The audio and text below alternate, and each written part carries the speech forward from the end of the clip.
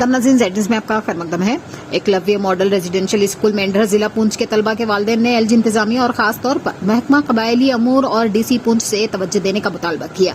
Eklavya model residential school Mendhar की इमारत तवील अरसे के बाद नामुकम्मल पड़ी है।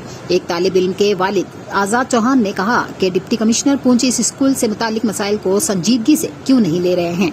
कोई केयर टेकर दस्तियाब नहीं है, जबकि ट्रांसपोर्ट की भी कोई सहूलत मैसर नहीं, जिसकी वजह से बच्चे परेशान होते हैं। उन्होंने कहा कि आरजी हॉस्टल से स्टडी सेंटर तक भरी सड़कों पर पैदल चलना पड़ता है। वालिदैन ने एसडीएम मेंढर जहांगीर खान से मुलाकात की। आगे देखिए जहांगीर अहमद की ये रिपोर्ट।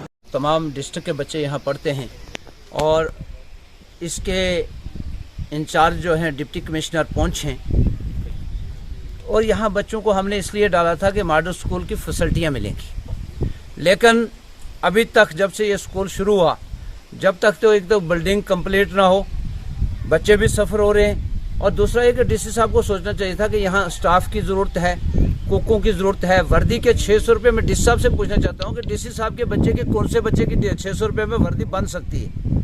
दो वर्दियाँ बननी हैं, उनके लिए बूट चाहिए, टाई चाहिए और बहुत सारा सामान बच्चों को चाहिए।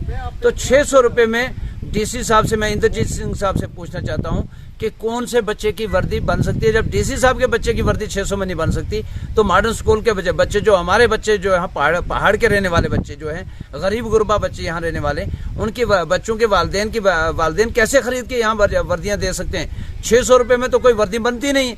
एक तो मेरी ये रिक्वेस्ट है।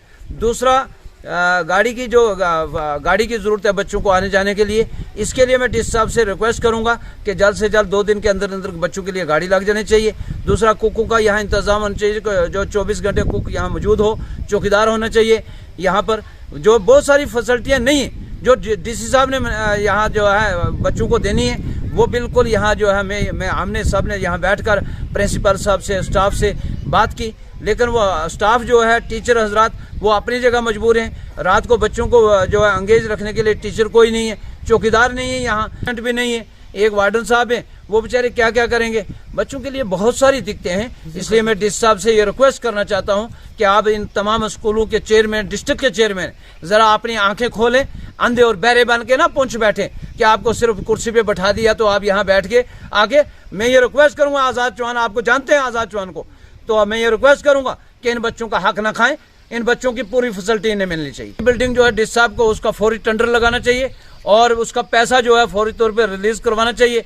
और पीडब्ल्यूडी के जो एक्शन पुंछ हैं, वो भी अंधे बहरे बन के बैठे हुए, उन्हें भी नहीं दिख रहा। रोडों की हालात देखें, स्कूलों की बिल्डिंगों की हालात देखें, ये भी अंधे और बहरे बन के पूरी एडमिनिस्ट्रेशन पुंछ की जो है वो नाकारा है। मैं तो ये कहूँगा नाकारा है, और गवर्नर साहब को इसके ऊपर फौरी तौर पे तवज्जो देनी चाहिए। और सेंट्रल गवर्नमेंट से भी मैं अपील करना चाहता हूँ कि डिस्ट्रिक्ट पुंछ की तमाम रोडें और स्कूल जितने हैं, इनके ऊपर एडमिनिस्ट्रेशन पुंछ में जो अंधे और बहरे ऑफिसर बैठाए हुए हैं, इनसे इस पुंछ की आवाम को छुटकारा दिलाया जाए।